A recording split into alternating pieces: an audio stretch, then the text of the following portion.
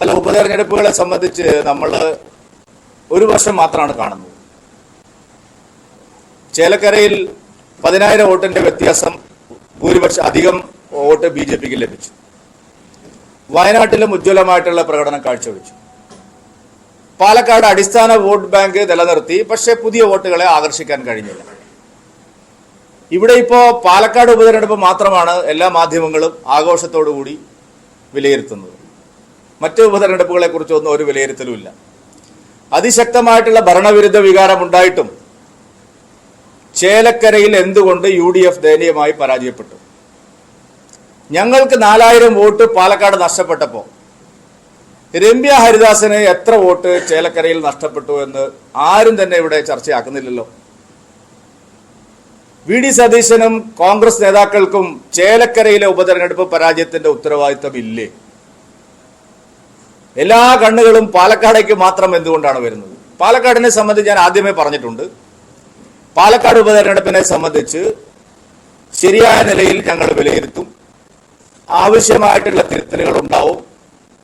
എന്തുകൊണ്ടാണ് പാലക്കാട് കഴിഞ്ഞ ലോക്സഭാ തെരഞ്ഞെടുപ്പിൽ കിട്ടിയ വോട്ടിന് അത്രയും പോളിംഗ് ശതമാനം കുറഞ്ഞു എന്നുള്ളതൊരു വസ്തുത, സമാഹരിക്കാൻ കഴിയാതെ പോയത്? ഇതിനെല്ലാം വിശദമായിട്ട് ഓരോ ഇഞ്ചും ഓരോ ബൂത്തിലും ശരിയായ വിശകലനം നടത്തി, പരിശോധന നടത്തി, എല്ലാ കാലങ്ങളിലും ഞങ്ങൾ ചെയ്തതുപോലെ 2021 ദയനീയമായ പരാജയം ഉണ്ടായപ്പോഴും ഞങ്ങൾ അങ്ങനെ തന്നെയുള്ള ഒരു സമീപനമാണ് സ്വീകരിച്ചത്.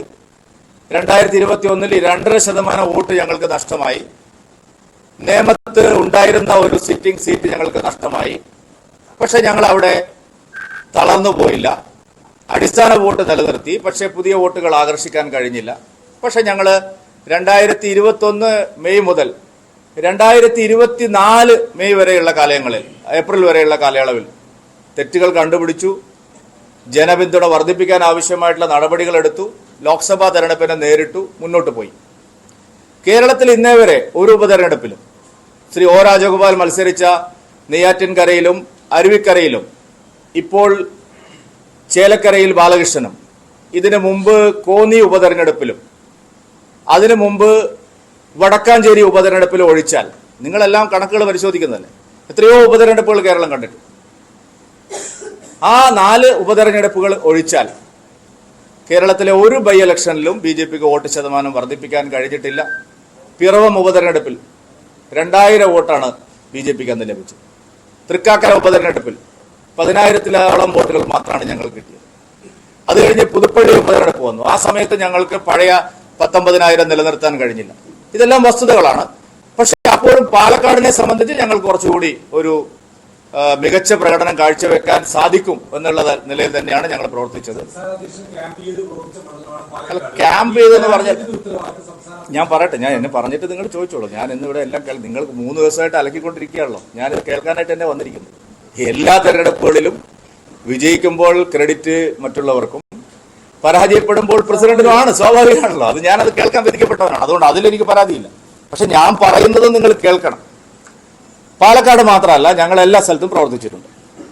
ഞാൻ അതിന്റെ ഓരോന്നോരോന്ന് പറയാം. പാലക്കാട് സ്ഥാനാർത്ഥി നിർണയം പാളി, ഇതാണ് നിങ്ങളുടെ അടുത്ത ചോദ്യം. ഇതല്ലേ നിങ്ങൾ ചോദിക്കാൻ പോകുന്നത്? ഞാൻ അങ്ങോട്ട് പറയാം. ഞാൻ പറയട്ടെ. Let me complete sir. ഇല്ലല്ല, ഞാൻ ചോദിക്കട്ടെ. പറഞ്ഞു, ആര് പറഞ്ഞു എന്നല്ല. അല്ലല്ല, നിങ്ങൾ പറയാൻ സമ്മതിക്കുന്നില്ലെങ്കിൽ പിന്നെ എന്ത് ചെയ്യാൻ? എന്നെ നിങ്ങൾ പറയാൻ അനുവദിക്കും.